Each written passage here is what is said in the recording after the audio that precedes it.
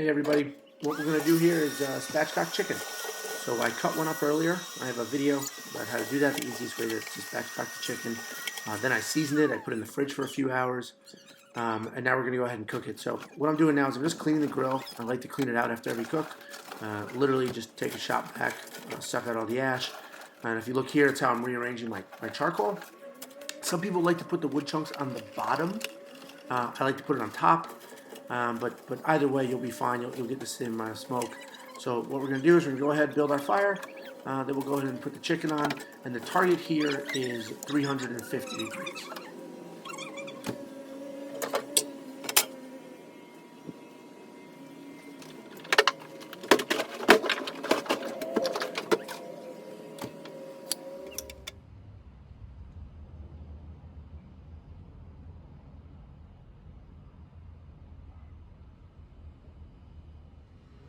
Okay, it looks like we're up to temperature.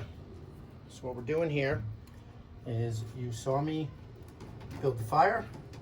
We have an earlier video where we spatchcocked the actual chicken. We have our meter probe inserted. That'll tell us when we're at temperature, how long we should rest. What we've done now is we're at 350. We've put some applewood chunks in. So we see this nice applewood smoke. We've done some applewood chunks. We're going to try to maintain 350 for about an hour. After an hour, we'll take it off. We'll let it rest. What you didn't see is, after I spatchcocked this earlier, I seasoned it and I put it in the fridge. It's been there for about 5 hours. Some people leave it for 2 days, 20 minutes. You know, as much time as you have, that's how long you should leave it. The longer you leave it, it'll help crisp up the skin in a little bit.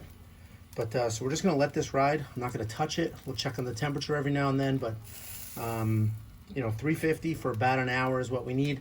But I'm going to rely on this meter probe here to tell me when we're at temperature. It's probably going to tell me to pull it at 160. Then we'll let it sit for about 15-20 minutes. It'll work its way up to 165, and then it's ready to eat. So we'll rely on this to tell us when to come back. But for now, we're good. We built our fire. We put the chicken on, and we'll check back in when it tells us to. Okay, so I wanted to show where we were at here. So we've actually gone a little past 350. Honestly, it's fine. A little under, a little over. It'll cook fine. Nothing's really going to change. But what I want to do here is, if I do want to slow this down a bit, I'm just going to bring this in a little bit. So I tapped it in maybe a ½ inch, ¼ inch to the left, just to squeeze this little air gap a little tighter. So the less air that comes out, the less air that goes to the fire, so less hot that fire will be.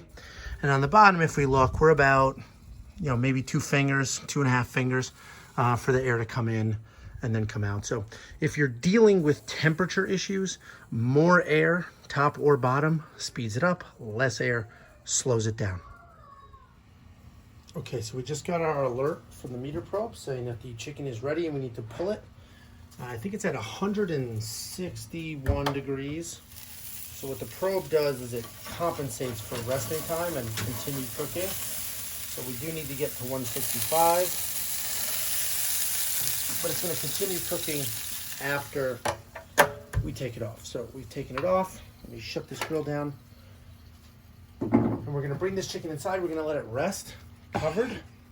And we see here we have some nice crispy skin. I don't know if you can hear that. We have some nice crispy skin. We're going to let this rest. We still have the meter probe in.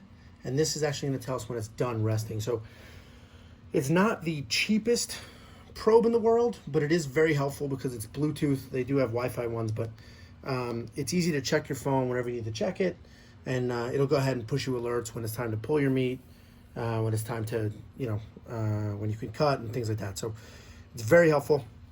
And also, if you do some rotisserieing, it's a wireless probe, so it can rotate and not have any issues where anything that's plugged in obviously won't be able to go in rotisserie. So we've taken this off. We're going to let it rest.